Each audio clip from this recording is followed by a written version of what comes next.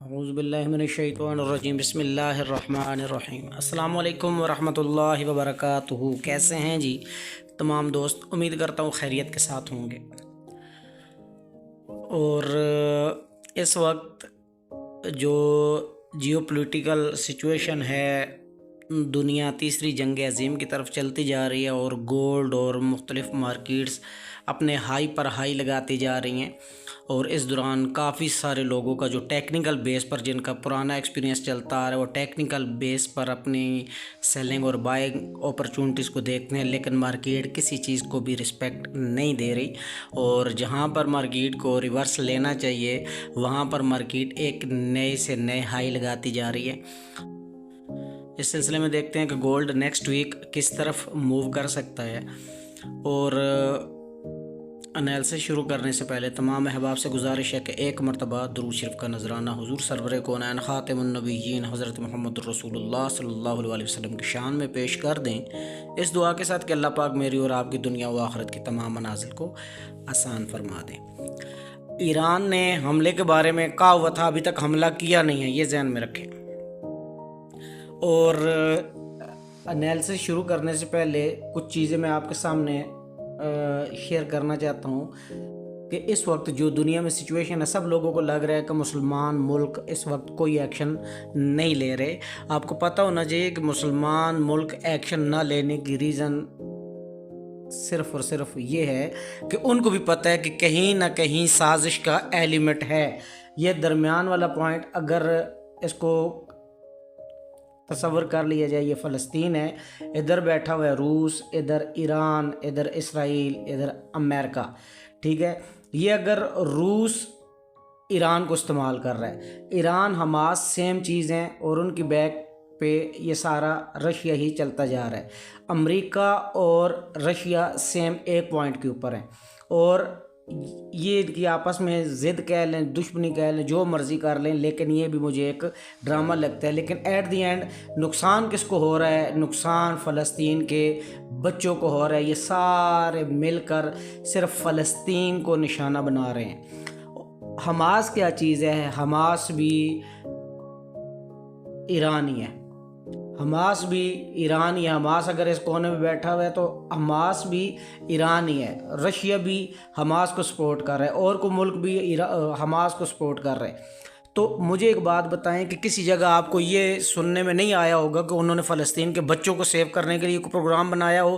ہر جگہ پر جہاں پر انہوں نے فلسطین کے بچوں کو مروانا ہوتا ہے وہاں پر وہ گھس جاتے ہیں۔ تو یہ سچویشن میں بیس پہ اتنا زیادہ لمبا نہیں جانا چاہتا۔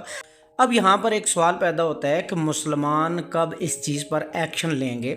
تو یاد رکھیں کہ ابھی تک کی سچویشن کے مطابق وہ صرف مسلمانوں کو آزما رہے ہیں، اور یہ اگر مسلم قومیں یکجا ہو کر ان کے اوپر نہیں ہو رہی تو اس کے پیچھے بھی کوئی نہ کوئی راز ہے۔ آپ کا کیا خیال ہے کہ اگر ہم گلی کونوں میں بیٹھے ہوئے لوگ اس حد تک جذبات رکھتے ہیں کہ ہمیں غزہ جانا چاہیے، ان کی ہیلپ کے لیے جانا چاہیے، تو کیا لیڈرشپ جو مسلم قوموں کی لیڈرشپ ہے ان کے مائنڈ میں یہ چیزیں نہیں ہوں گی؟ ڈیفینیٹلی ہیں، لیکن پہلے اس سازش کو بے نقاب ہونے دیں، ان کو تھک جانے دیں، پھر اس کا ایکشن پرفارم ہونا ہی ہونا ہے۔ تو یہ ابھی جس کو تیسری جنگ عظیم لگ رہی ہے یہ نہیں ہے، یہ ابھی صرف سازش ہے۔ یہ چھوٹا سا ایک اوور ویو تھا جیو پولیٹیکل کے حوالے سے، تو اگر کسی کو سمجھ آئی تو گڈ، نہیں سمجھ آئی تو پھر بھی ویری گڈ۔ چلتے ہیں اپنے انالیسس کی طرف۔ انالیسس کیا ہے جی؟ گولڈ اپنا ہائی سے ہائی لگاتا جا رہا ہے۔ ہم یہاں پر گولڈ اپنے ہائی پر ہائی لگاتا جا رہا ہے۔ ہم یہاں پر کیا کرتے ہیں کہ جا کر ایک پیرالل چینل بنانے کی کوشش کرتے ہیں۔ یہ ہمارے پاس ایک پیرالل چینل آ گیا جی۔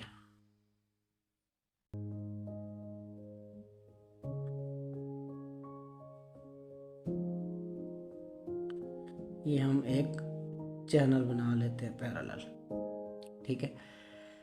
اگر میں اس پوزیشن کو دیکھتا ہوں، اس پوزیشن کو یہاں پہ گولڈ یہ اپنا 1620 کے ایریے سے اٹھتا ہے اور یہ اس کی سینٹر لائن ہے، تو سینٹر لائن ہمیشہ اس چیز کا ریورسل ہوا کرتی ہے اور مارکیٹ کو یہاں سے ہر صورت میں سینٹر لائن کے اوپر سے ریورس آنا چاہیے۔ آنا کہاں تک چاہیے مارکیٹ کو ریورس ہو کر واپس اپنے، جب بھی مارکیٹ ڈپ لے گی تو مارکیٹ 1950 تک لازمی، اور اگر اس سے تھوڑا سا ابو جایا جائے تو 2080 کا ایریا ہر صورت میں مارکیٹ کو یہاں پہ لگانا چاہیے۔ 1980 بھی ہو سکتا ہے پاسبل، اور 2060 بھی ہو سکتا ہے۔ ایک تو پوائنٹ یہ ہمارے ذہن میں آ گیا۔ اس کے بعد ہم اسی چارٹ کو اگر ہم چلتے ہیں ڈیلی پر، اسی کو ہم ڈیلی میں کنورٹ کرتے ہیں اور ڈیلی میں دیکھتے ہیں کہ مارکیٹ ہمیں کیا اشارہ دے رہی ہے۔ تو ڈیلی میں جب ہم چیک کرتے ہیں جا کر،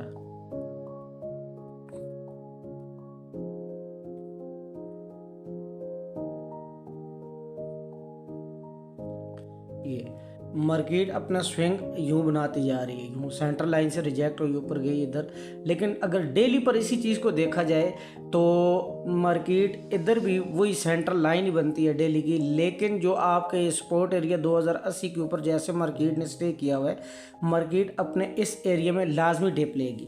لیکن اس ڈپ لینے کے لیے ریزن کیا ہونے چاہیے کہ جیسے ہی اعلان ہوتا ہے جنگ بندی کا، تو جنگ بندی کی صورت میں مارکیٹ یہاں سے لازمی $200 کا ڈپ لے گی، اور اس سے زیادہ بھی پاسبل ہے۔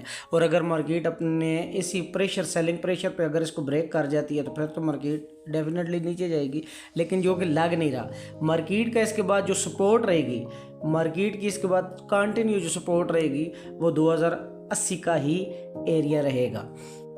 اب ہم صرف اس ویک کے اندر دیکھ رہے ہیں، یہ کہ اس ویک کے ساتھ ہی تعلق ہے کیونکہ مارکیٹ بہت زیادہ اوپر جا چکی ہے، اور مارکیٹ نے کسی وقت بھی جنگ بندی کی نیوز ہے یا جس طرح قطر اپنا کردار ادا کر رہا ہے کہ ان کی جنگ رکوائی جائے آپس میں، تو اگر کوئی ایسی اناؤنسمنٹ ہوتی ہے کہ اسرائیل اپنی فورسز واپس بلوا رہا ہے اور دنیا میں ایک امن کا پیغام دینے کے لیے کوشش کرتے ہیں کہ وقتی طور پہ سلسلے کو روکا جائے، تو مارکیٹ لازمی ڈپ لے گی، اس لیے کہ مارکیٹ کے اندر جتنا بھی ڈالر کا ڈیٹا آیا وہ سارا ڈالر کے حق میں ہے، وہ مارکیٹ کے اوپر پینڈنگ ہے، اور مارکیٹ نے کسی وقت بھی سیلنگ میں جانا ہے ہر صورت میں، ٹھیک ہے۔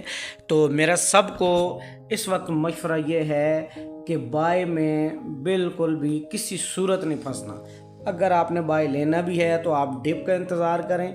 ڈپ کون سی ہو سکتی ہے؟ 2250 سے لے کر 2120 تک کا ایریا آپ کے لیے رہے گا۔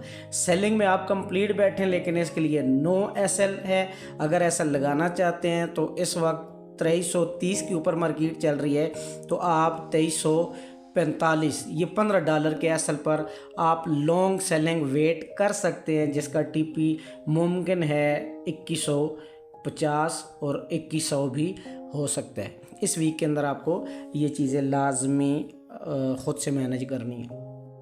چھوٹے ٹائم فریم کے اگر اوپر جایا جائے وہ تو ڈیلی پر ہم کوئی نہ کوئی ویڈیو بنائیں گے اور اس کے اندر ہم دیکھ لیں گے کہ ہمیں کس طرح کی موومنٹ کرنی چاہیے۔ چھوٹے ٹائم فریم کے اوپر اگر میں جاتا ہوں تو چھوٹے ٹائم فریم کے اندر ہم جا کے دیکھتے ہیں، ایک آپ کا ایریا یہ بن جائے گا،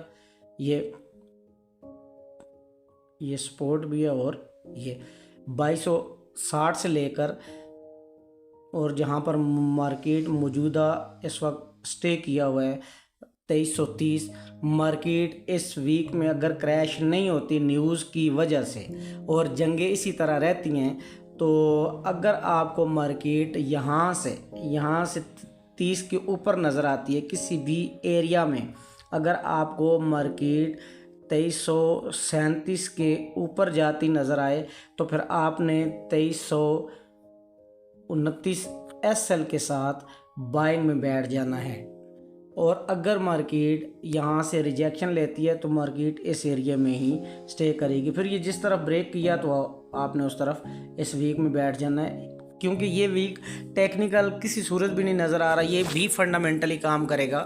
اب فنڈامنٹل جس طرح پچھلے 3-4 ہفتوں سے جنگ تیز ہے اور مارکیٹ اوپر سے اوپر جاتی جا رہی ہے، تو یہاں پر جنگ اگر ختم ہو جاتی ہے تو مارکیٹ اس بار ہے۔ اور بس یہ ایک چھوٹا سا انالیسز ہے اس ویک کا، اور اپنا بہت سارا خیال رکھیے گا۔ اگر آپ ہماری براڈ کاسٹ ٹیم کا حصہ بننا چاہتے ہیں تو واٹس ایپ پر کانٹیکٹ کر کے ہماری ٹیم کا حصہ بن جائیں۔ اس میں کوئی فیس نہیں ہے، کچھ بھی نہیں ہے۔ آپ نے کیا کرنا ہے، جسٹ ہمارے ریکمینڈڈ بروکر پر آپ نے اپنا اکاؤنٹ بنانا ہے، وداؤٹ فی۔ آپ کو یہ آفرز ہیں 1 مہینے کے لیے کہ آپ صرف ہمارے بروکر پر اپنا اکاؤنٹ بنائیں، ڈپازٹ کریں، اسکرین شاٹ بھیجیں، اور جتنا آپ ڈپازٹ کریں گے اس کا 50% آپ کو ٹریڈیبل بھی ملے گا۔ وہ ساری ڈیٹیل ہم آپ کو واٹس ایپ پر دے دیں گے۔ تو باقی پھر کوشش کریں گے کہ نیکسٹ ہم ڈیلی ویڈیو بنائیں، اور اپنا بہت سارا خیال رکھیے گا۔ ملتے ہیں پھر کسی نیکسٹ ویڈیو میں۔ اللہ حافظ۔ اپنے اکاؤنٹ کو جتنا سنبھال کے رکھیں گے آپ کے لیے فائدہ ہے۔ اگر پیسہ بچا ہوا ہوگا تو آپ ریکوری بھی کر سکتے ہیں، پروفٹ بھی کر سکتے ہیں، لیکن اگر آپ نے اپنے پیسے کو داؤ پر لگا لیا تو پھر گیم ختم ہو سکتی ہے۔ اپنا بہت سارا خیال رکھیے گا۔ اللہ حافظ۔